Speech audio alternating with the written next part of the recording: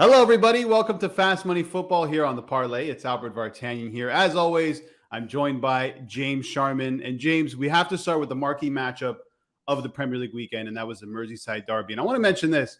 This Merseyside Derby has been played every single season since 1962, but there's no certainty now that will happen next season. 2-0 loss for Everton at Anfield. James, besides the result, what did you enjoy about that game? Oh, not very much. Not much at all. I enjoyed the Divock Origi ascension to deification on the red side of Merseyside. I enjoyed that much, that's for sure. But, it was not a good game, right? It was ugly as sin. It was awful. It was your typical nasty, edgy, violent at times derby, which I guess people like to see. So as much as the game sucked, I thought there was so much theatre. It was a compelling contest. So I'll give them that much.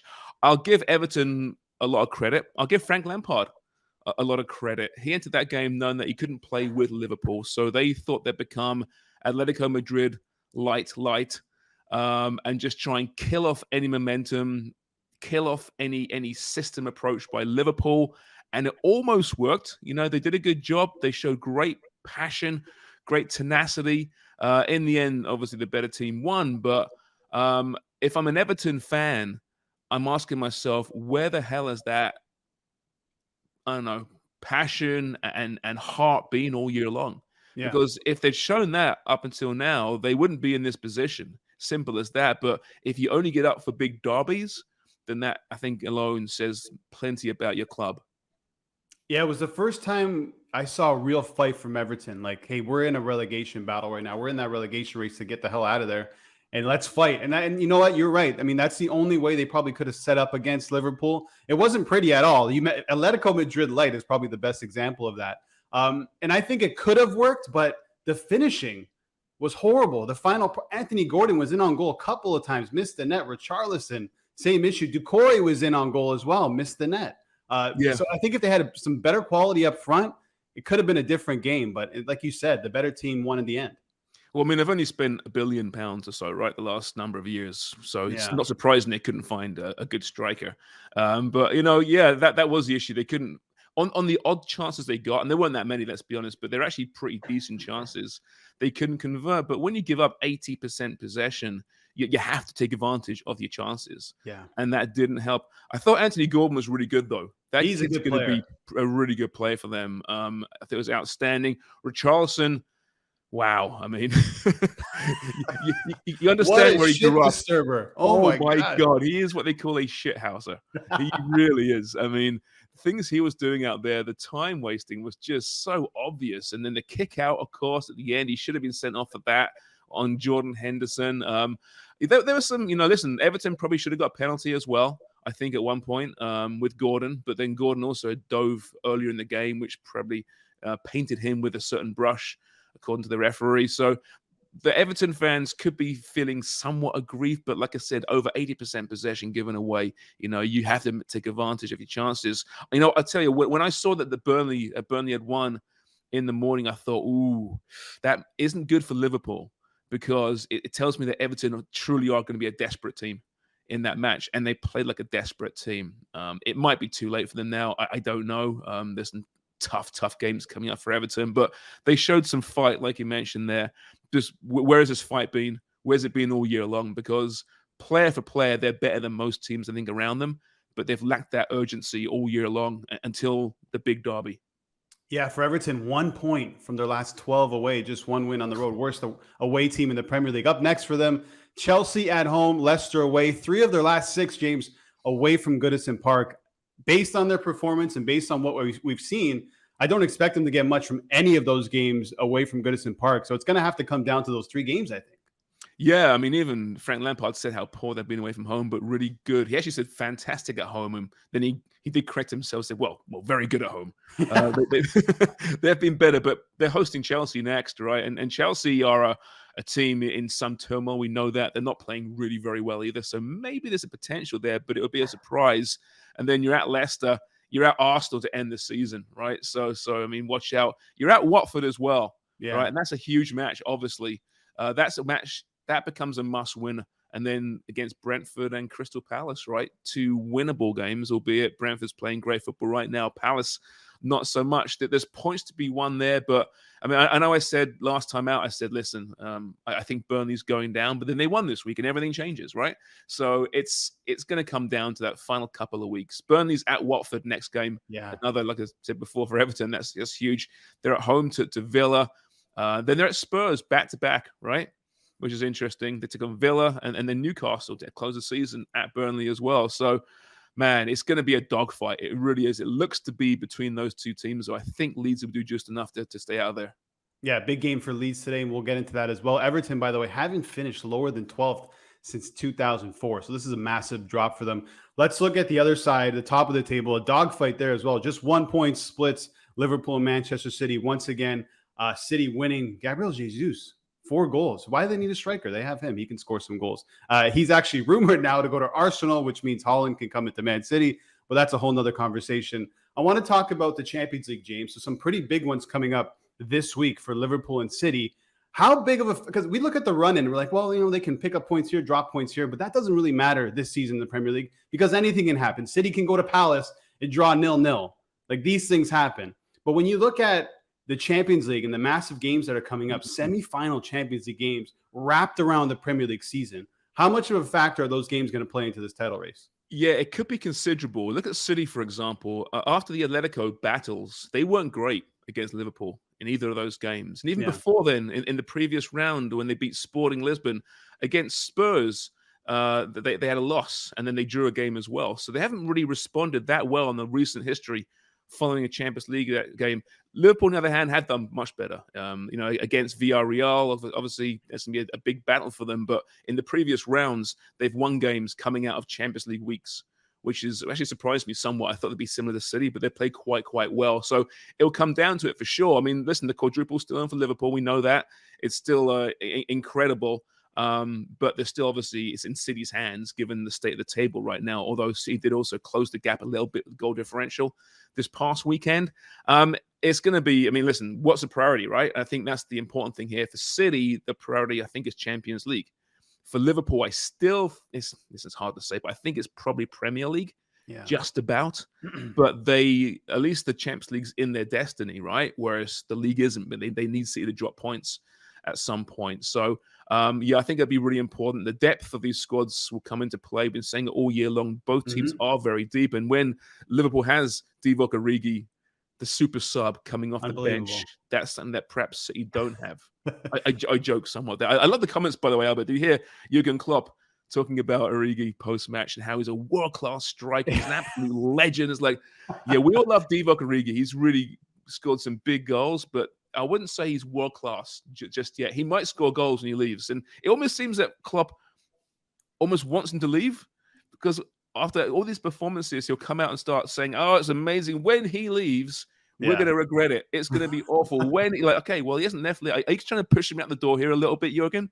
I kind of get that impression sometimes, but he's a guy that should leave. He should be playing more minutes than he is because I think he's a pretty good player, but is he world-class? I'm not so sure about that. He definitely offers them something else. And that him coming on and doing what he did against Everton once again showcases Liverpool's depth. I mean, if you look at him off the bench, just Origi, we got to give him some shine here. 11 goals as a sub, top scoring sub at the club. Sturridge with 10. I think it's like 94 minutes per goal or something like that off the bench for Divock Origi. And something about him, he offers them something different when he comes on than, what Firmino or Mane or Salah or now Luis Diaz offers. The ball really sticks him. He can play those 1-2s with Salah. And obviously he's just like a pure number 9 in the sense that he's Johnny on the spot.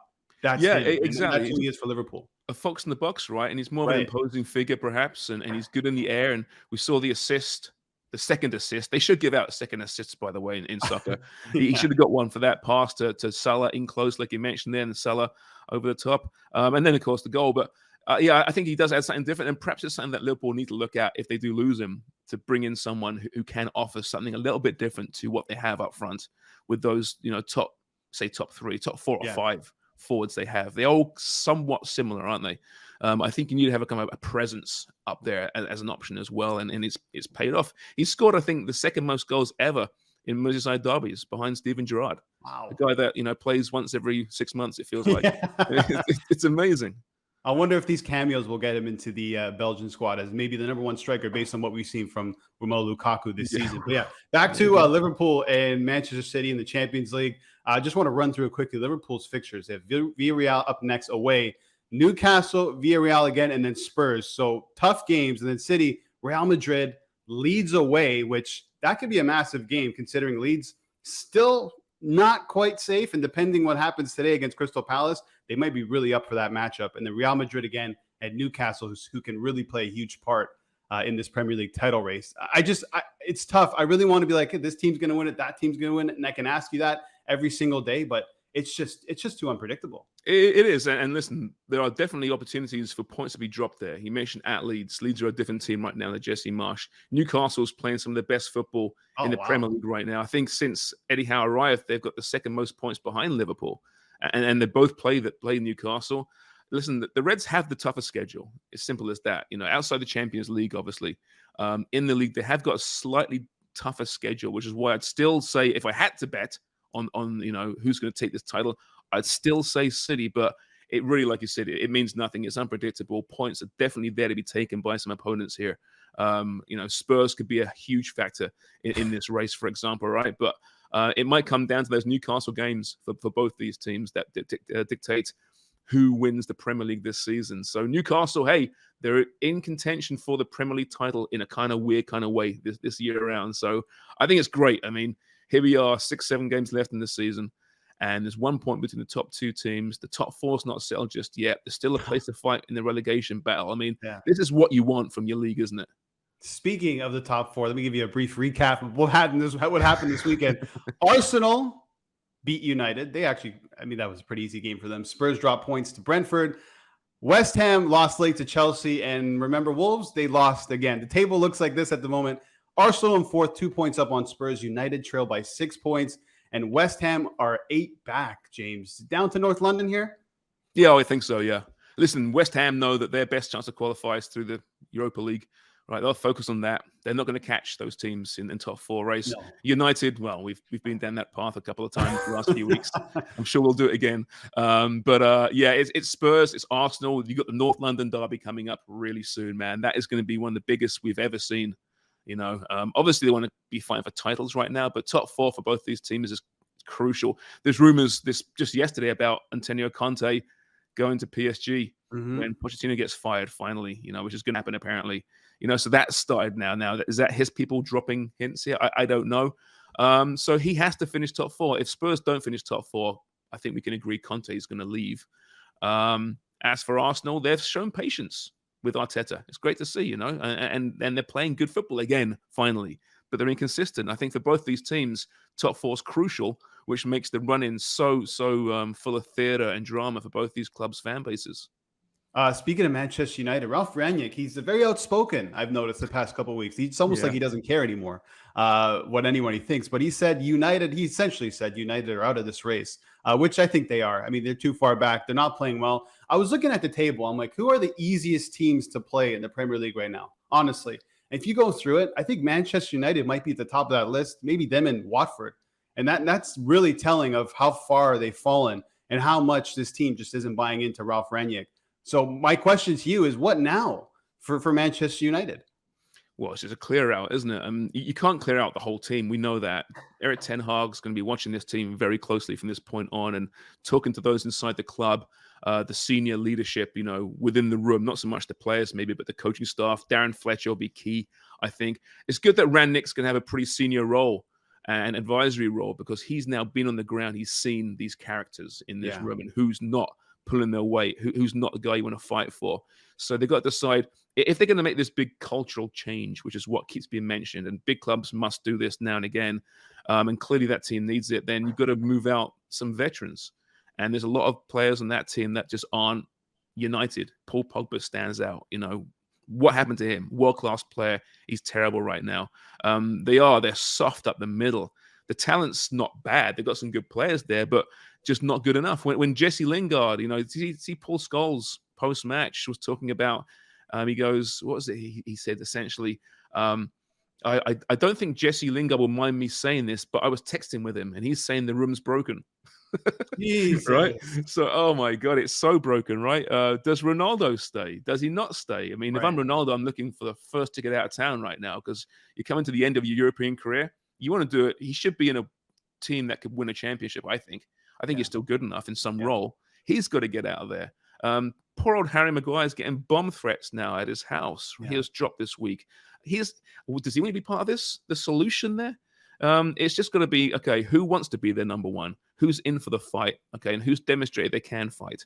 And I'm sure that's process is going through right now behind the doors, behind the scenes there at Old Trafford. But it's a big job. They got to spend a lot of money, I think, and move out a lot of people. And players can't get out of there quick enough. Nemanja Matic comes out early a couple Yeah. weeks ago. He's like, No by the way, I'm example. leaving at the end of the season.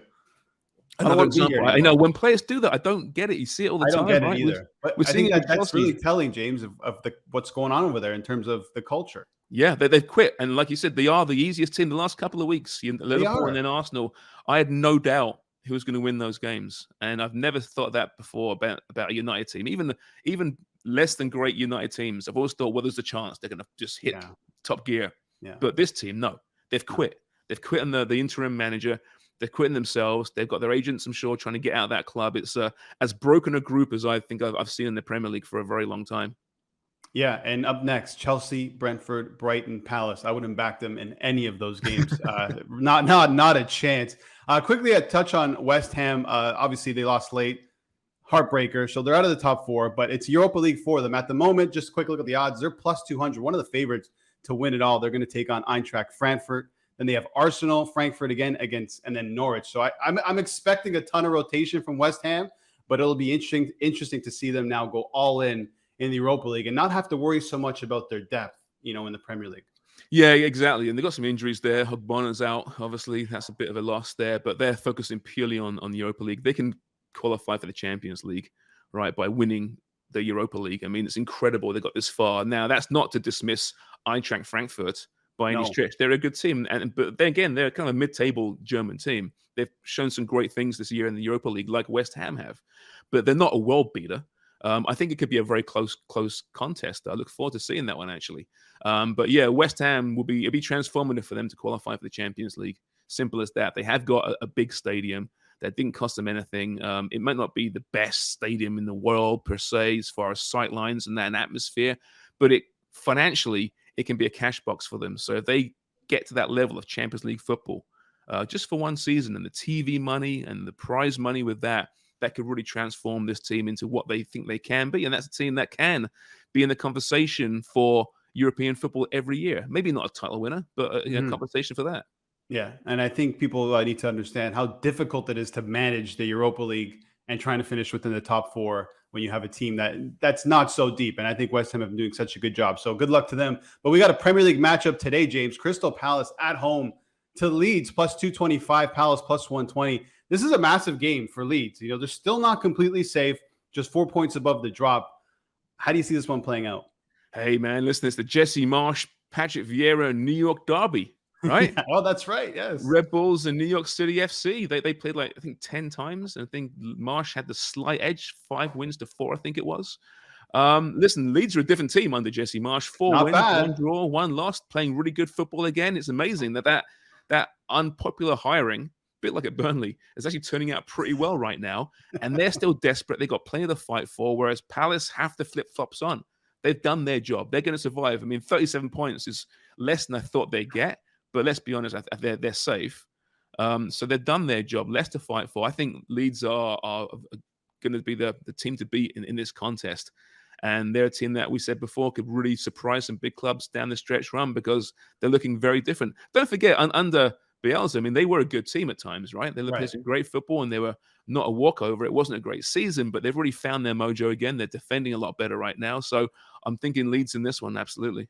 Yeah, it's really appealing to me, the plus 225, as is the draw plus 250. I think I might sprinkle a little bit on Leeds here, but the over as well. I see goals, over 2.5 goals, minus 110.